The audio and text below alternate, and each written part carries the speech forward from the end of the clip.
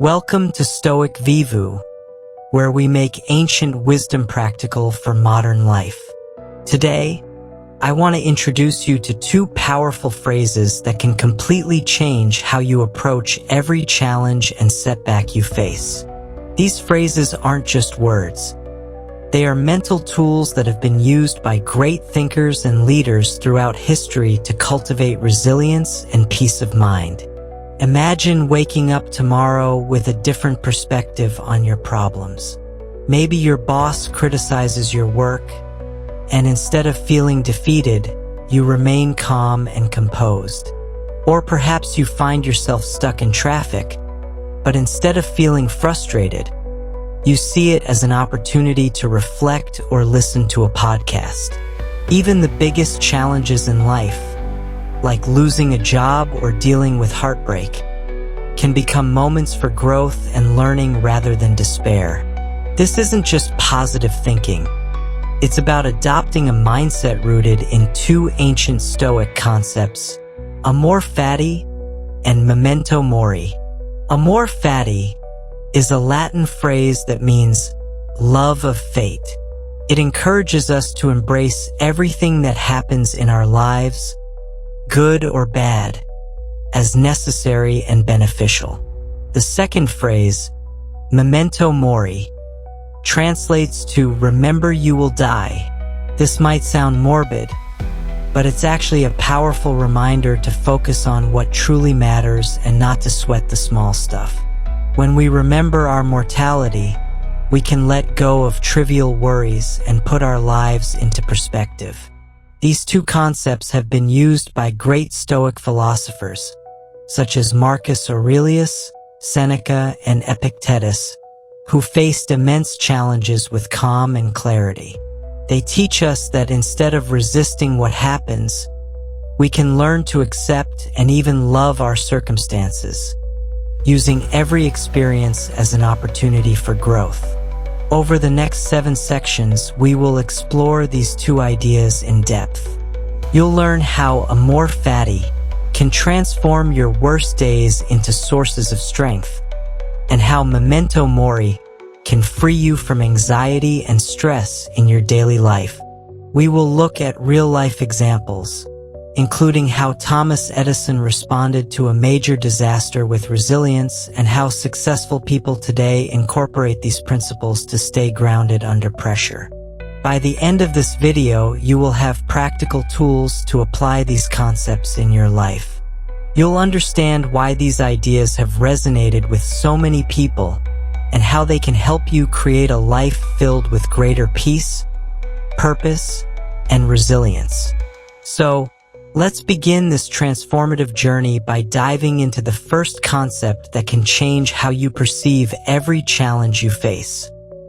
Amor Fati, the love of fate. 1. What Amor Fati means and why you need it today. You're running late for an important meeting. Your car won't start. The Uber app shows surge pricing at 3x the normal rate. Your phone battery is at 5%. Most people would lose it right here, cursing, panicking, maybe even giving up entirely. But what if I told you there's a way to not just tolerate this moment, but actually love it? This is where the ancient Stoic concept of loving your fate comes into play. Amor Fati, the love of fate, isn't about being passive or pretending bad things are good. It's about recognizing that everything that happens to you can become fuel for your growth. Marcus Aurelius, the Roman emperor who faced constant war, plague, and betrayal, wrote in his personal journal, "The impediment to action advances action. What stands in the way becomes the way." He understood that obstacles aren't roadblocks. They're the raw material for building a stronger version of yourself. Think about it this way. When you're at the gym, you don't complain that the weights are heavy. The resistance is the entire point. Without it, your muscles wouldn't grow. Life works the same way. Every challenge, setback, and frustration is resistance training for your character. The Stoics understood this deeply, which is why they developed this principle of embracing everything that happens. In modern Chicago, Sarah, a marketing executive, discovered this principle after being laid off from her dream job. Instead of spiraling into depression, she asked herself, "How can I love this situation?" Not in a fake, forced way, but by genuinely finding the opportunity within the crisis. She realized the job loss gave her the push she needed to start her own consultancy. 6 months later, she was earning twice her previous salary and controlling her own schedule. The layoff wasn't a disaster. It was a gift she couldn't see at first. This is the essence of loving your fate. It's not about toxic positivity or denying reality. When Marcus Aurelius lost multiple children to illness, a devastating blow for any parent, he didn't pretend it wasn't painful, but he used his grief to deepen his compassion for others' suffering and to appreciate the time he had with his remaining family. He transformed his pain into wisdom that still guides millions today through his writings. The power of this concept lies in its complete reversal of how we typically approach problems. Instead of asking, "Why is this happening to me?" you ask, "How is this happening to me?" This isn't delusion, it's strategy. When you love what happens, you stop wasting energy on resistance and redirect all that power toward growth and action. Consider how most people react to criticism. They get defensive, make excuses, or sink into self-doubt. But someone practicing the love of fate sees criticism differently. They think, "This feedback, even if delivered harshly, contains information I can use. I love that someone took the time to show me where I can improve." They extract the useful parts and discard the rest, growing stronger from an experience that would crush others. Seneca, another great Stoic philosopher, put it brilliantly, "Every new thing excites the mind, but a mind that seeks truth turns from the new to the old and finds comfort in the fact that all situations have happened before and will happen again." He understood that loving your fate means recognizing that whatever you're facing, countless humans before you have faced similar challenges and emerged victorious. In Los Angeles, Marcus, a struggling actor, applied this principle after his 50th audition rejection. Instead of seeing each no as a failure, he began viewing them as necessary steps on his journey. He loved each rejection because it meant he was one audition closer to his breakthrough. He kept a journal where he wrote what he learned from each failed audition. When he finally landed his first major role, he credited those 50 rejections as his real acting education. The love of fate also transforms how you view success. When good things happen, you don't become arrogant or attached.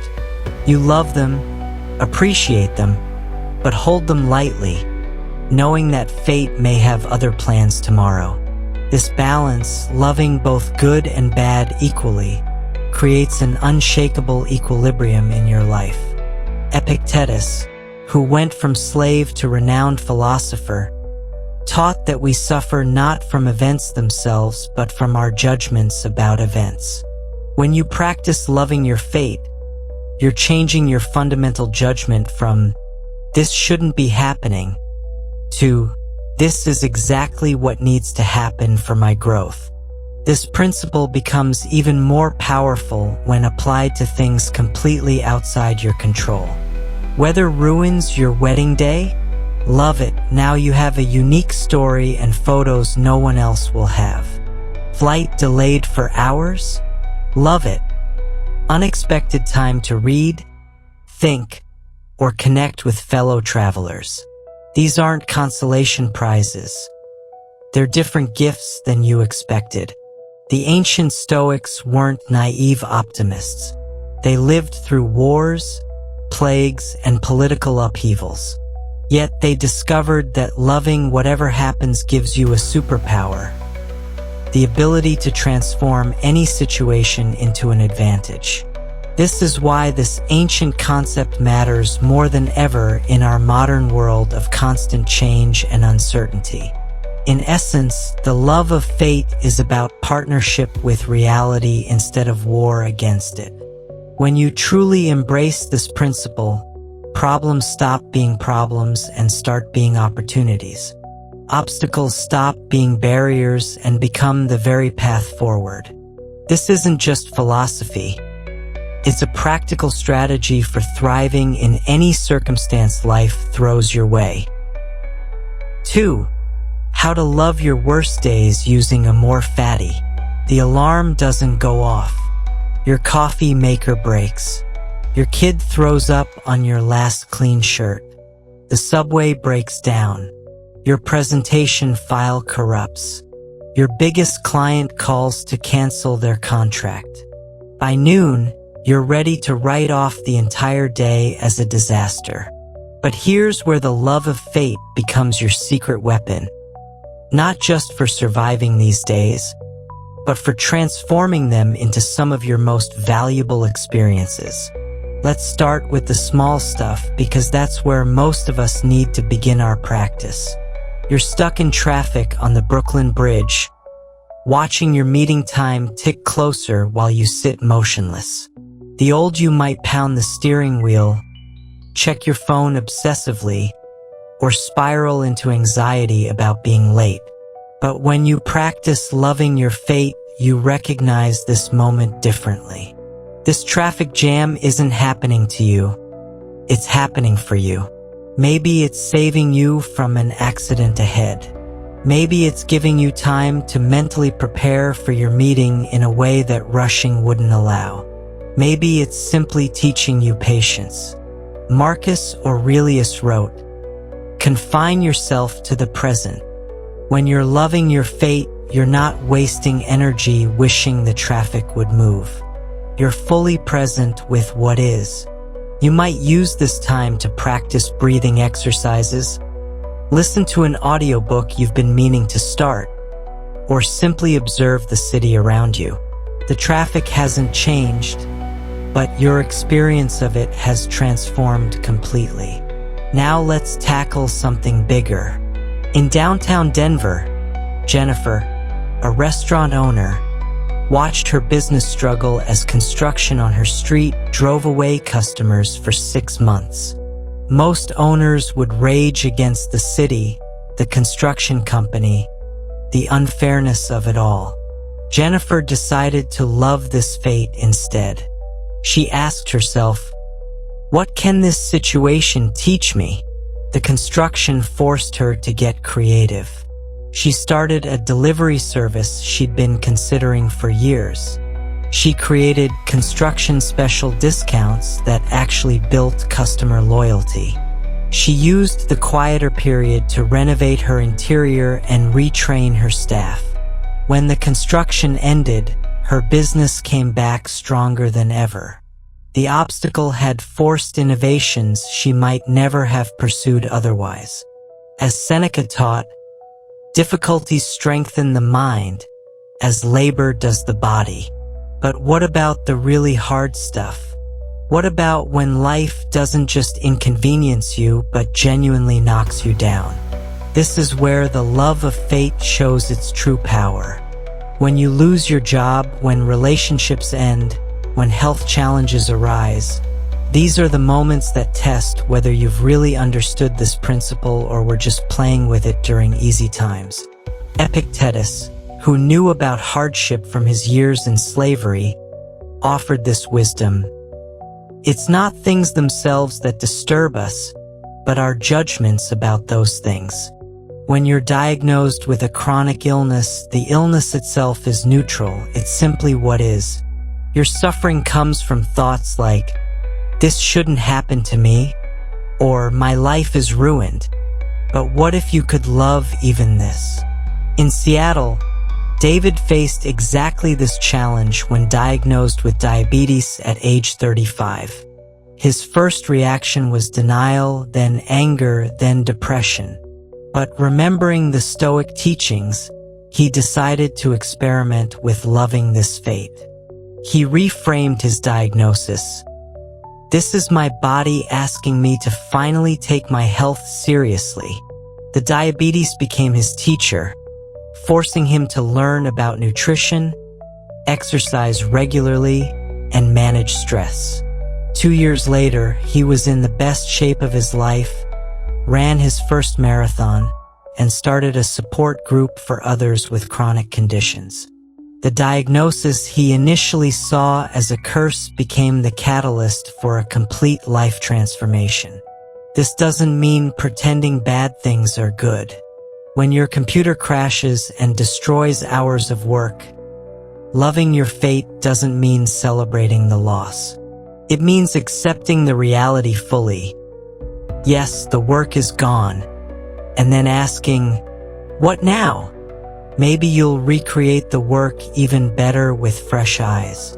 Maybe this teaches you to save more frequently. Maybe this frustration becomes the story that helps you connect with a colleague who went through the same thing. The practice gets easier when you realize that fighting reality is exhausting and pointless. Every moment you spend wishing things were different is a moment stolen from actually responding effectively. When your flight gets canceled and you're stuck in O'Hare Airport overnight, you have two choices. You can rage, complain, and make yourself miserable, or you can love this plot twist in your journey. Maybe you'll meet someone interesting. Maybe you'll finally read that book. Maybe you'll discover that you're more adaptable than you thought. Here's a practical exercise. When something goes wrong tomorrow and something will pause before reacting, take a breath and say to yourself, I can love this. Not I have to love this or I should love this, but I can love this. Feel the shift from resistance to curiosity. What might this situation offer? What strength might it build? What lesson might it teach? The ancient Stoics understood that life is not a series of good and bad events, but a continuous flow of experiences, each offering its own form of value. When you love your worst days, you're not being delusional. You're recognizing that growth comes from challenge, that wisdom comes from difficulty, and that the stories that shape us are rarely the easy ones. Ultimately, loving your worst days isn't about becoming indifferent to pain or challenge. It's about becoming unbreakable, not because you avoid difficulties, but because you've learned to transform them into fuel. This is the gift of loving your fate. The worse the day, the greater the opportunity for growth. 3. The Thomas Edison Method, turning disasters into fuel. When we think of great inventors and innovators, Thomas Edison often comes to mind as a prime example of resilience and determination. He is famous not just for his inventions, like the electric light bulb and the phonograph, but also for his extraordinary ability to turn failures into stepping stones for success. Edison's life embodies the Stoic principle of Amor Fati, or the love of fate, as he consistently demonstrated how to transform disasters into opportunities for growth. Imagine this. It's December 10th, 1914. Edison's laboratory in Menlo Park, New Jersey, is filled with the hum of innovation. He is on the brink of a major breakthrough with his new storage battery. Suddenly, a fire breaks out, engulfing the entire facility. By the time firefighters arrive, the lab is in ruins. Years of work, countless inventions, and millions of dollars have gone up in flames. For most people, this would be a catastrophic loss, a moment of despair. But not for Edison. Instead of succumbing to grief, Edison famously turned to his son and said, "Go get your mother and all her friends. They'll never see a fire like this again." This response captures the essence of loving one's fate. Edison viewed the disaster not as a setback but as a unique opportunity to shift perspective. He understood that adversity was a part of the creative process and that how he reacted to this moment would define not only his future but also the future of his inventions. What can we learn from Edison's approach? First, it's essential to acknowledge that setbacks are inevitable. In our lives, whether in our careers, relationships, or personal goals, disasters will strike. Perhaps you lose a job unexpectedly, face a significant health challenge, or endure a relationship breakup. These moments can feel like the end of the world, but they can also serve as powerful catalysts for change. Edison's ability to maintain a positive outlook and to reframe his circumstances is a crucial lesson. After the fire, he didn't just lament his losses. He used the incident as a motivational springboard.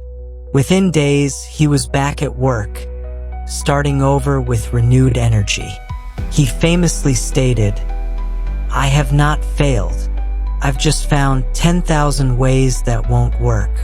This mindset is what allows individuals to convert obstacles into fuel for growth. In your own life, think about a time when something went wrong. Did you allow that moment to define you? Did you spiral into negativity? Or did you find a way to use it as a stepping stone?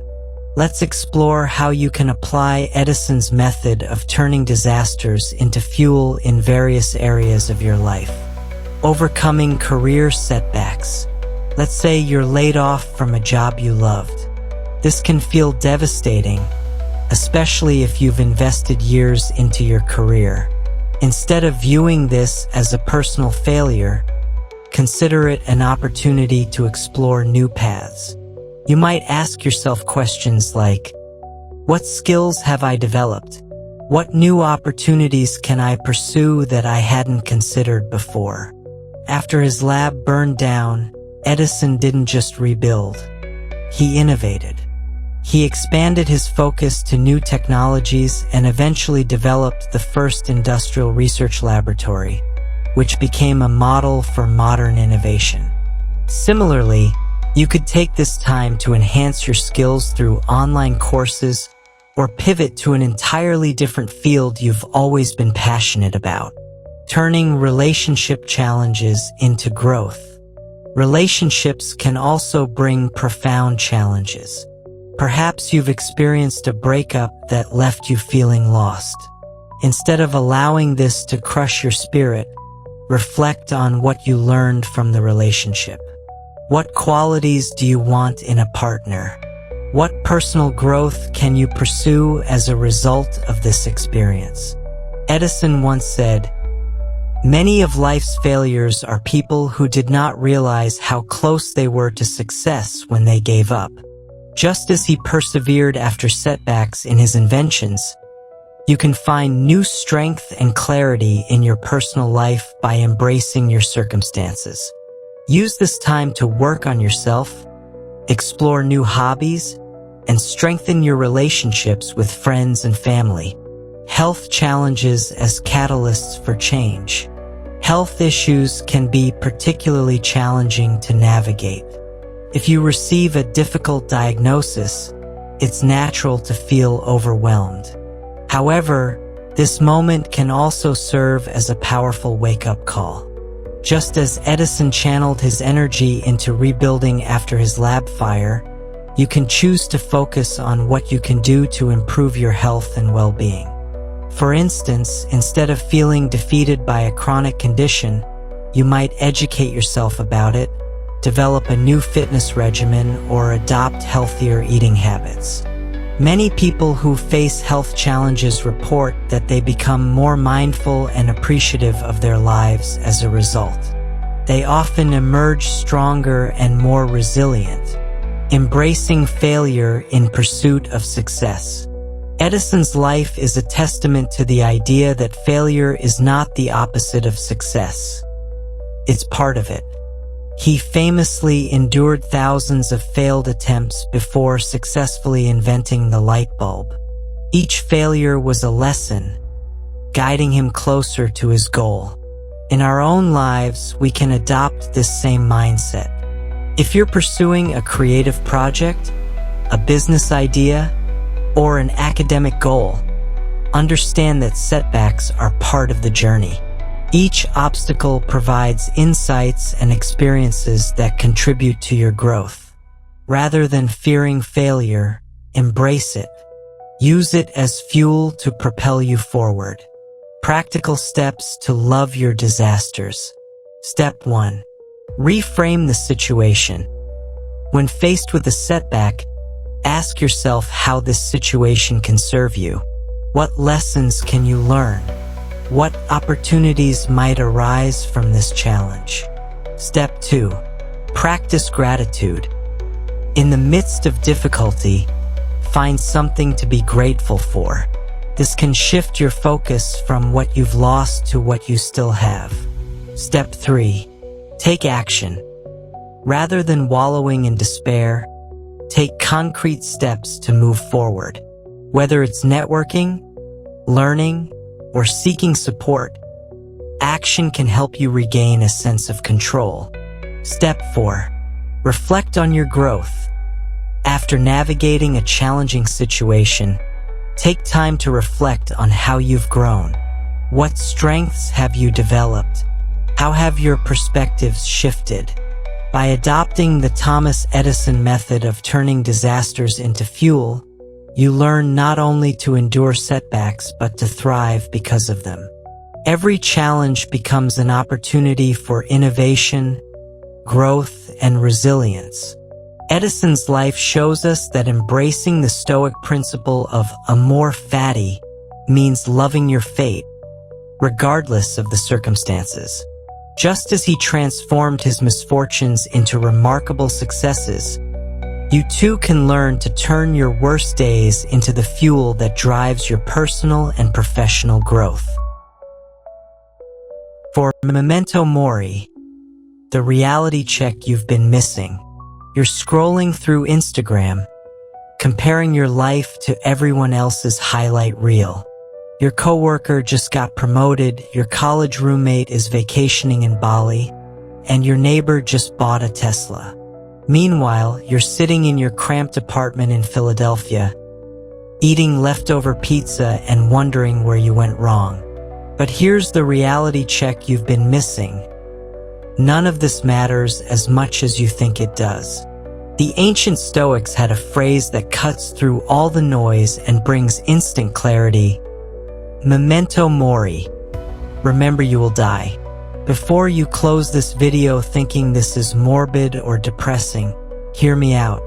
This concept isn't about being gloomy or nihilistic. It's about gaining the perspective that transforms how you live every single day. When you truly understand and embrace the reality of your mortality, something magical happens.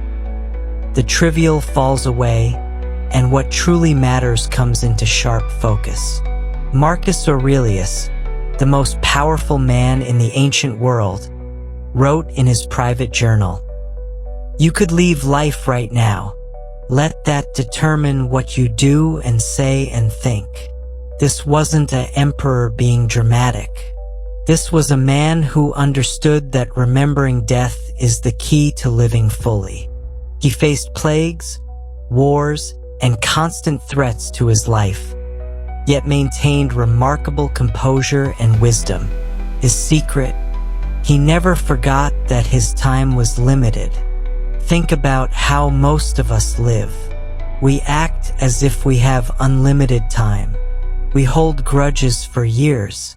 We postpone important conversations. We delay pursuing our dreams because we think there's always tomorrow. We stress about things that won't matter in a week, let alone on our deathbed. But what if you knew you had only 1 year left? 1 month? 1 day? How would that change your priorities? In modern-day New York City, Rachel, a high-powered attorney, discovered this principle after a cancer scare.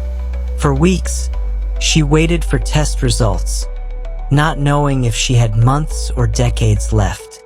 During that waiting period, something shifted. The office politics that had consumed her suddenly seemed absurd. The designer handbag she'd been saving for lost its appeal. Instead, she found herself calling her estranged brother, spending real time with her kids, and actually watching sunsets instead of checking emails. When the tests came back negative, Rachel didn't return to her old patterns. She had experienced what the Stoics call the gift of remembering death. She restructured her entire life around what actually mattered. She still worked hard, but she no longer let work consume her identity. She still enjoyed nice things, but they no longer defined her worth. The remembrance of death hadn't made her morbid. It had made her alive. Seneca, the Roman philosopher and advisor to emperors, practiced this principle daily. He wrote, "Every new beginning comes from some other beginning's end." He understood that death isn't the opposite of life. It's what gives life meaning. Without an ending, nothing would have value. It's scarcity that creates preciousness. If you had infinite time, would anything really matter? This principle becomes incredibly practical when applied to daily frustrations. Your boss criticizes your presentation? Remember, you will die. Does this criticism really matter in the grand scheme of your limited time? Your friend forgets your birthday? Remember, you will die. Is this worth poisoning a relationship over? You're stuck in traffic? Remember, you will die. These are minutes of your finite life. How do you want to spend them? Raging at unchangeable circumstances or finding peace in the present moment? But remembering death isn't just about letting go of negativity. It's equally powerful when applied to positive experiences. When you're holding your child, remember you will die, and so will they. Suddenly, this ordinary Tuesday night becomes sacred. When you're having coffee with a friend, remember you will die. This casual conversation transforms into a precious moment of connection. When you're walking through your neighborhood, remember you will die. The familiar streets become a gift you've been taking for granted. Epictetus taught his students to imagine they were at their own funeral, listening to what people said about them. What would you want to hear? That you accumulated the most stuff? That you worried the most? That you held the longest grudges?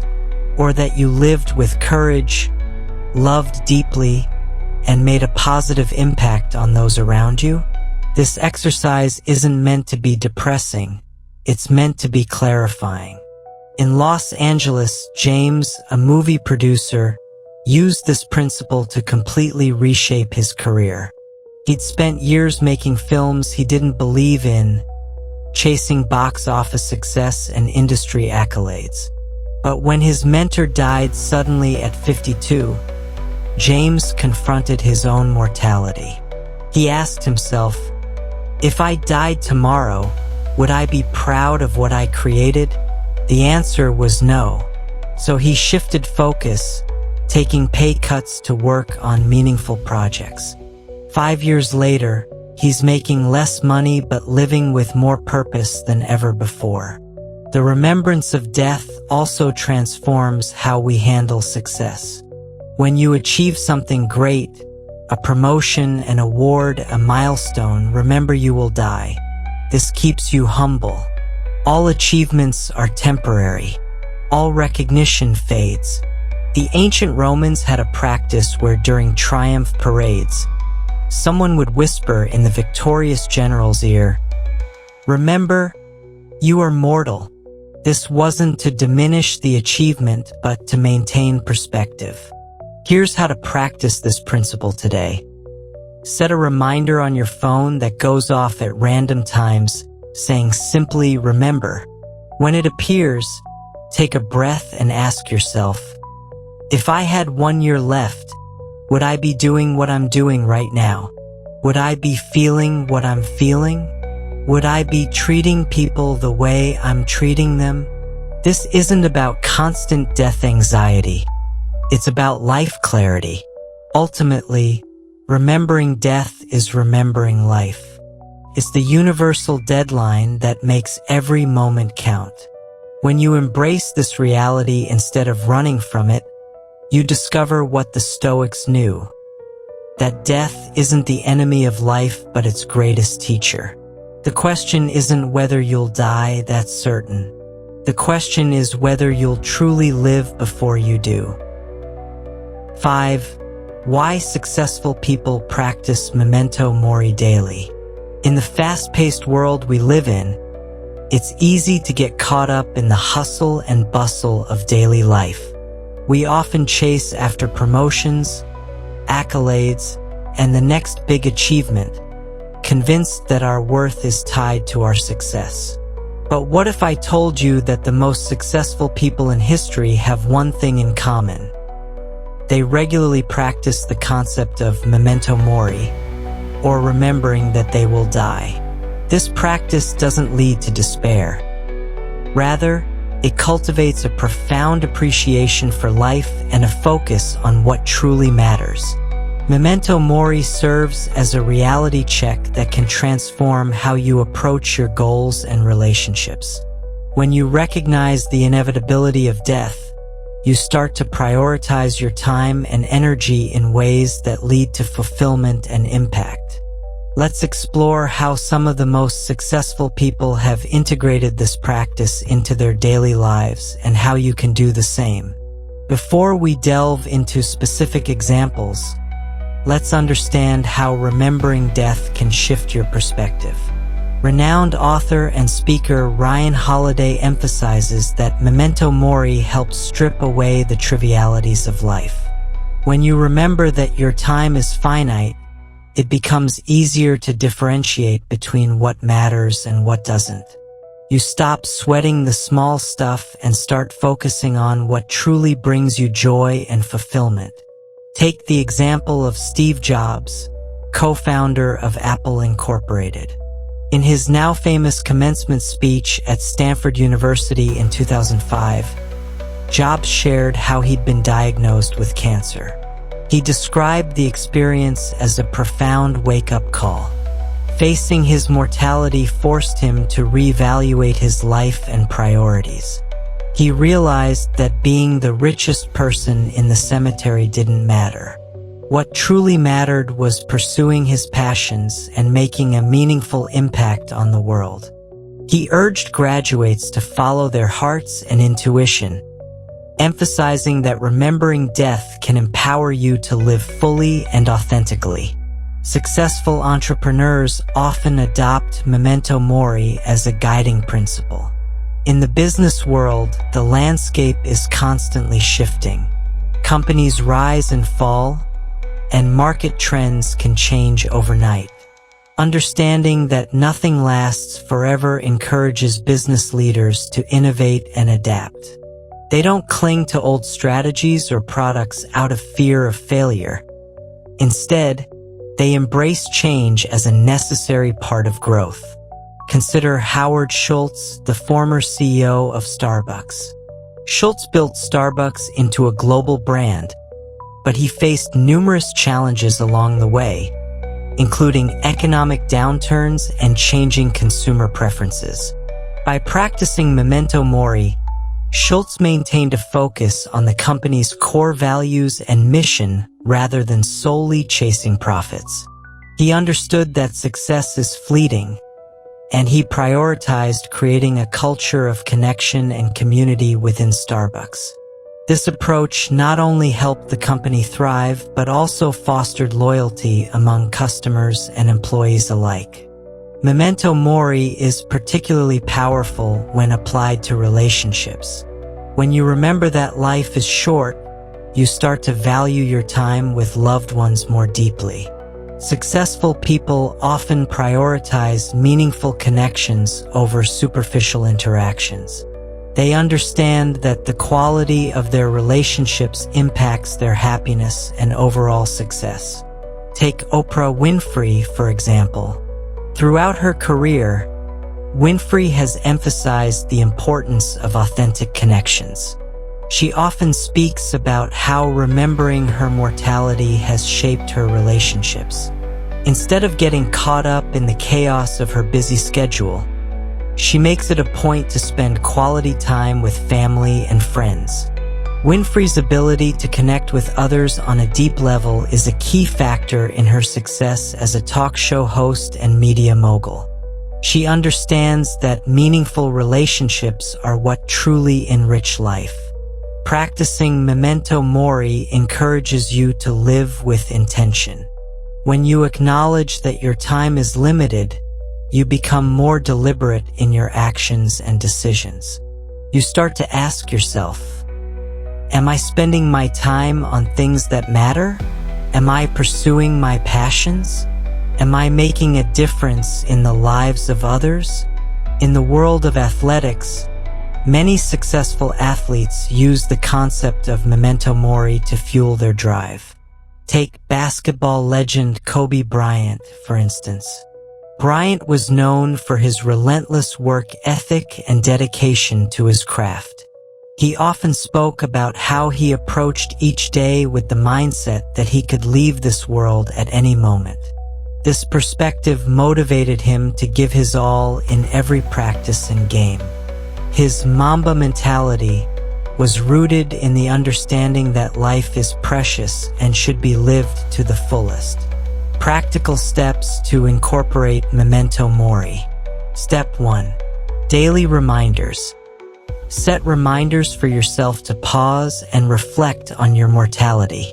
This can be as simple as a note on your mirror or a recurring reminder on your phone. When it pops up, take a moment to consider how you want to spend your time today. Step 2. Gratitude journaling. Keep a gratitude journal where you reflect on what you appreciate in your life. Acknowledging the good can help you focus on what truly matters, reminding you to cherish the present moment. Step 3. Limit distractions. Evaluate how you spend your time. Are you caught in endless scrolling on social media?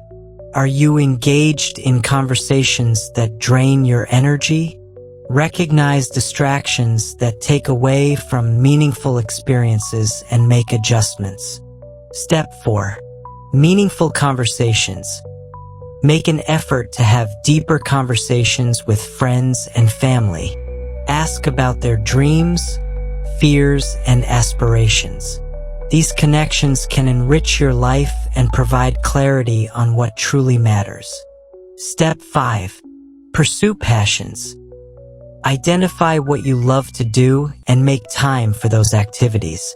Whether it's painting, hiking, writing, or volunteering, engaging in your passions can give you a sense of purpose and fulfillment. Living fully. Incorporating Memento Mori into your daily life isn't just about confronting death. It's about embracing life. It's about understanding that your time is a limited resource and choosing to spend it wisely. Successful people recognize that by remembering their mortality, they can focus on what truly matters, creating, connecting, and contributing to the world around them. As you move forward, consider how you can integrate this powerful principle into your life. Embrace the reality of your mortality to cultivate a deeper appreciation for each moment. The practice of Memento Mori can unlock a level of clarity and purpose that transforms your life in profound ways. 6. Using Memento Mori to stop sweating the small stuff. In our daily lives, it's easy to become overwhelmed by the trivial. We often find ourselves sweating the small stuff, getting frustrated over minor inconveniences, worrying about what others think, or fixating on our mistakes. But what if we could shift our perspective and learn to let go of these unimportant anxieties? The ancient Stoic principle of Memento Mori, which means remember you will die, offers us a powerful tool to help us prioritize what truly matters in life. At its core, Memento Mori is a reminder of our mortality. It encourages us to reflect on the finite nature of our time on Earth, prompting us to focus on what is genuinely important. When we truly embrace this concept, the trivialities that often consume our thoughts begin to fade into the background. Remembering that life is temporary can liberate us from the burdens of daily stress and anxiety.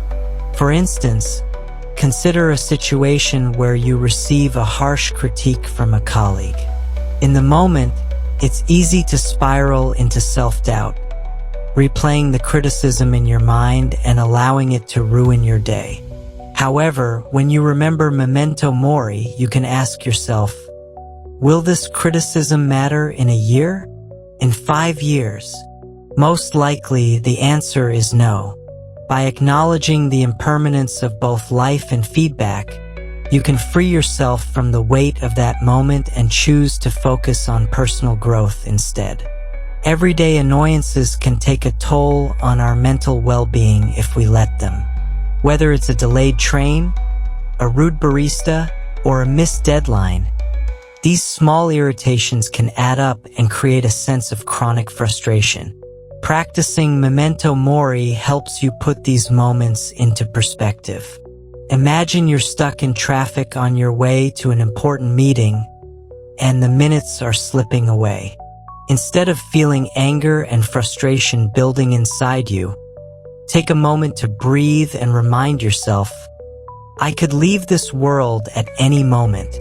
This thought can bring a sense of calm, helping you realize that while being late is inconvenient, it isn't life-threatening.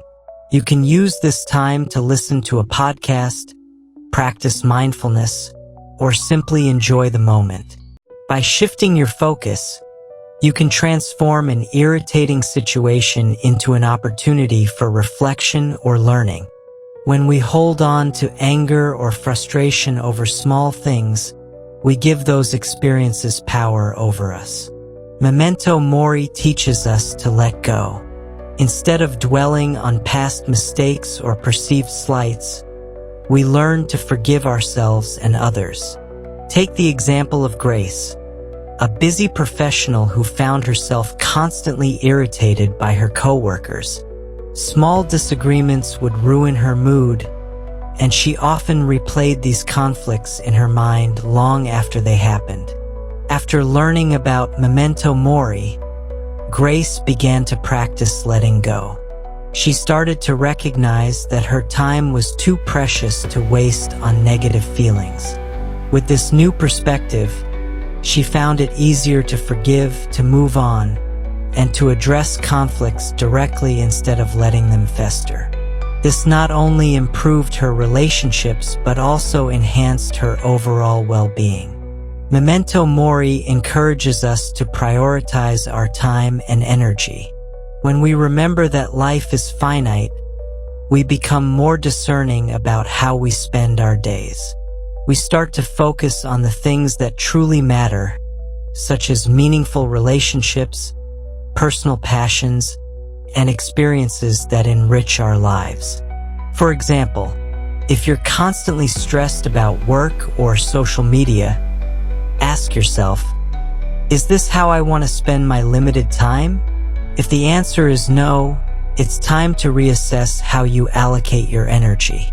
Perhaps you could schedule more quality time with loved ones or dedicate time to a hobby that brings you joy.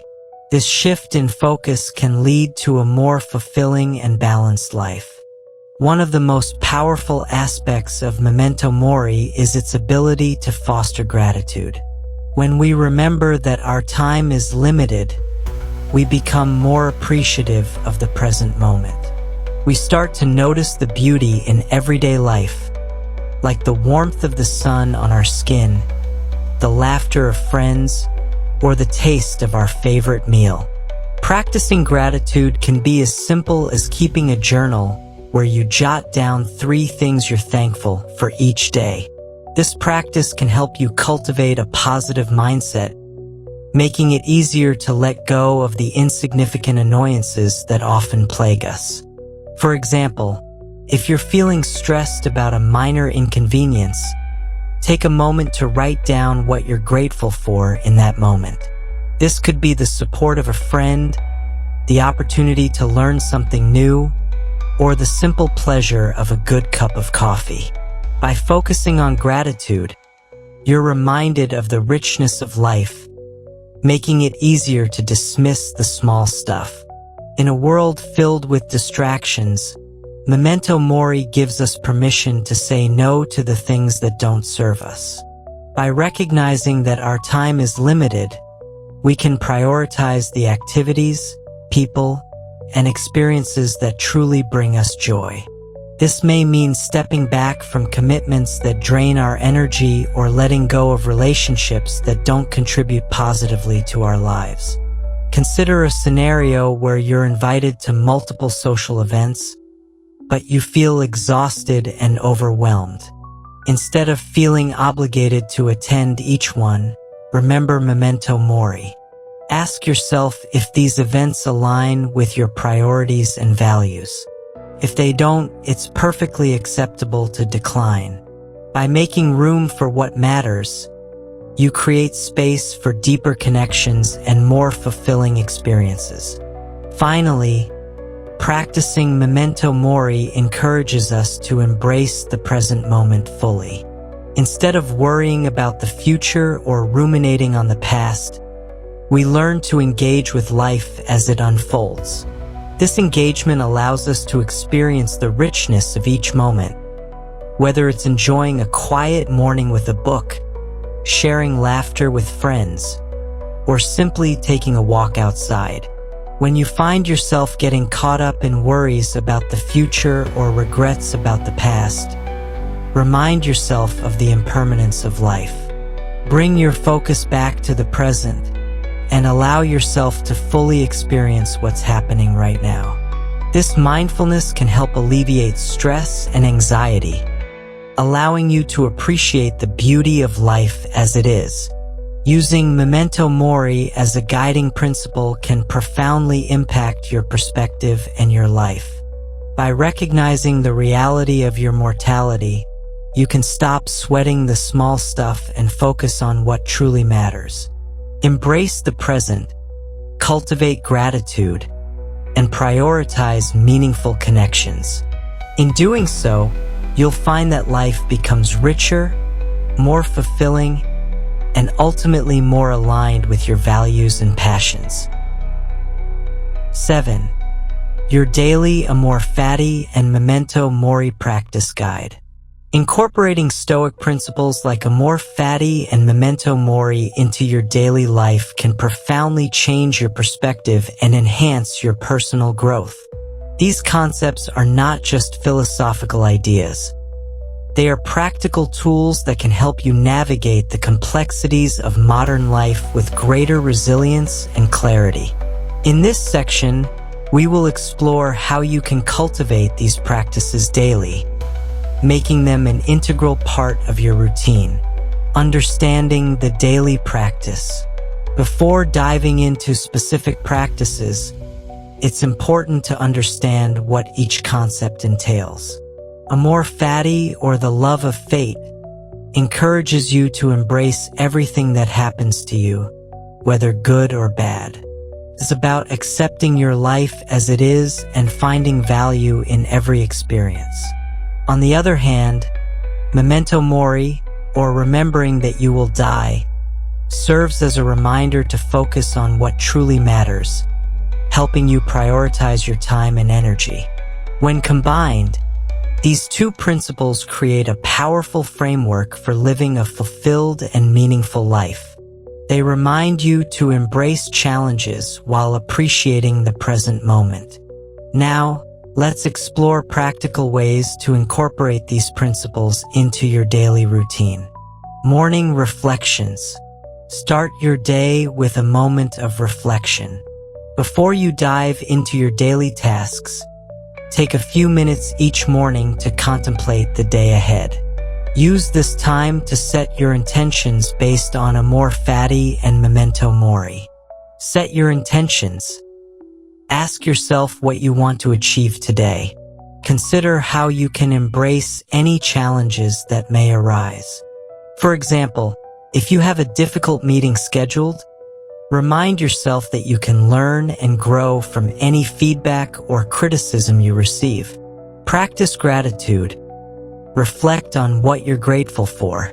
This could be as simple as appreciating the warmth of your bed, the coffee you're about to enjoy, or the people in your life. Gratitude helps you ground yourself and shift your focus to the positive aspects of your life.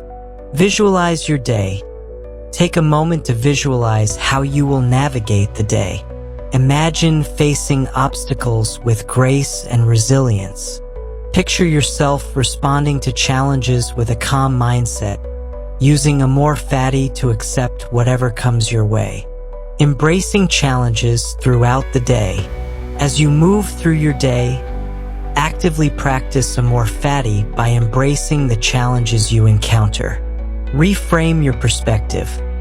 When faced with a setback, consciously remind yourself to love your fate. If you receive criticism at work, instead of feeling defensive, think, "This is an opportunity for growth." Ask yourself what you can learn from the situation. Use affirmations. Create simple affirmations that resonate with you. For example, repeat to yourself, "I embrace what happens today," or "Every experience is a chance for growth." These affirmations can help reinforce your commitment to Amor Fati. Stay mindful. Practice mindfulness throughout the day. When you notice frustration creeping in, perhaps during a long wait or an unexpected delay, pause and take a deep breath. Remind yourself that this moment is part of your journey. Embrace it fully rather than resisting it. Evening reflection and Memento Mori. At the end of each day, take time to reflect on your experiences and integrate the Memento Mori practice into your routine. Review your day. Consider the challenges you faced and how you responded to them. Did you embrace your fate? What lessons did you learn? Reflecting on your day allows you to recognize your growth and identify areas for improvement. Practice Memento Mori. Remind yourself that life is finite. Take a moment to think about the people and experiences that truly matter to you. Are you prioritizing your time with loved ones? Are you pursuing passions that fulfill you?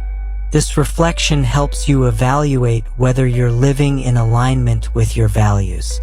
Gratitude journaling. Before bed, write down 3 things you're grateful for that happened during the day. This practice not only cultivates gratitude, but also reinforces the importance of living in the moment. It helps you appreciate the richness of life, even amid challenges. Weekly check-in. In addition to daily practices, consider setting aside time each week for a more in-depth reflection on your journey with Amor Fati and Memento Mori. Evaluate your growth. Assess how you've embraced challenges over the week. Have you been successful in reframing negative experiences? What obstacles did you face and how did you respond? This evaluation encourages accountability and self-awareness. Set new intentions. Based on your reflections, set intentions for the upcoming week. Consider what you want to focus on regarding embracing your fate and remembering your mortality. Maybe you want to spend more time with family, pursue a passion project, or practice patience in stressful situations. Engage in meaningful activities. Use your weekly check-in to schedule activities that align with your values. This could be planning a visit with loved ones, volunteering, or dedicating time to a hobby that brings you joy. Engaging in meaningful activities keeps you grounded and connected to what truly matters. Building a supportive environment. To strengthen your commitment to these practices, surround yourself with supportive influences. Share your journey. Talk to friends or family about your commitment to practicing Amor Fati and Memento Mori. Sharing your intentions can create a sense of accountability and encourage others to join you in these practices. Seek out inspirational content. Read books, listen to podcasts, or watch videos that focus on Stoicism and personal growth.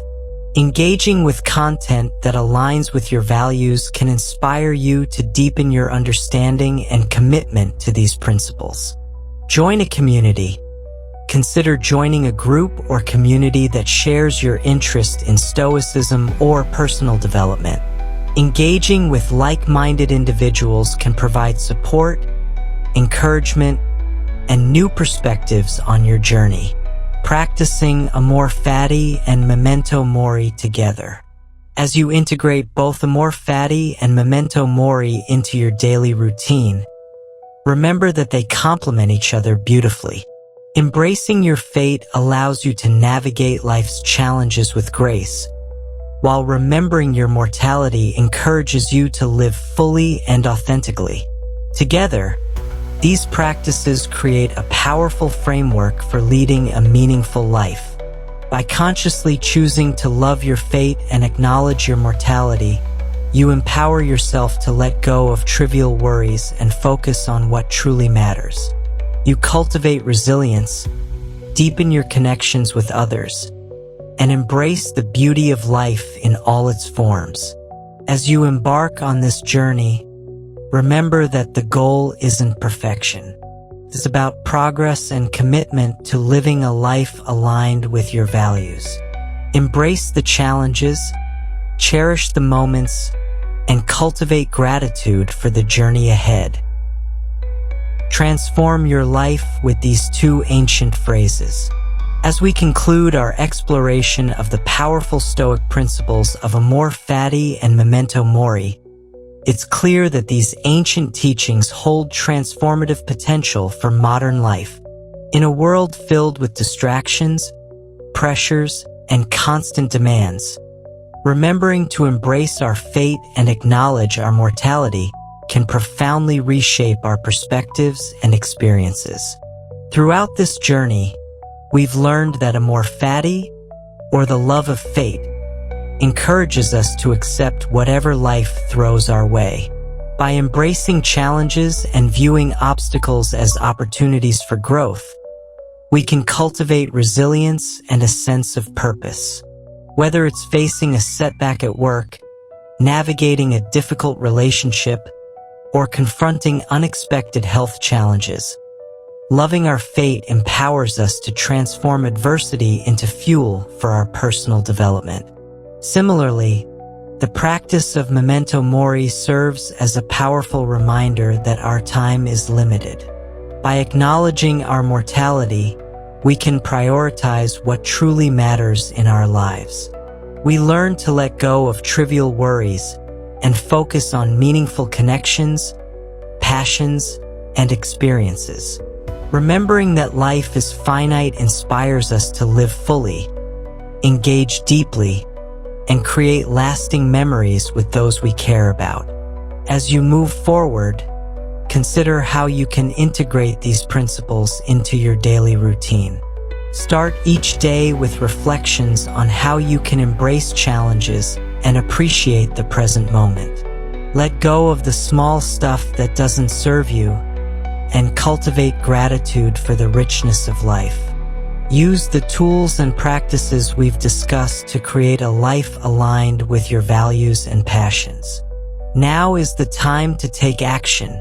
Begin today by embracing Amor Fati and practicing Memento Mori. Reflect on your experiences, engage meaningfully with others, and prioritize what truly matters. Remember, these principles are not just ideas to ponder. They are actionable tools that can transform your life. If you found value in this video and want to deepen your understanding of Stoic philosophy, be sure to subscribe to the Stoic Vivu channel. Join our community of individuals dedicated to making ancient wisdom accessible and practical for modern life. Like this video and share it with friends and family who could benefit from embracing these powerful teachings. Together, we can cultivate a more resilient and fulfilling life. Thank you for joining us on this journey through Stoic philosophy. Remember, each day is an opportunity to love your fate and appreciate the preciousness of life. Embrace it fully, and let these ancient words guide you toward a more purposeful existence.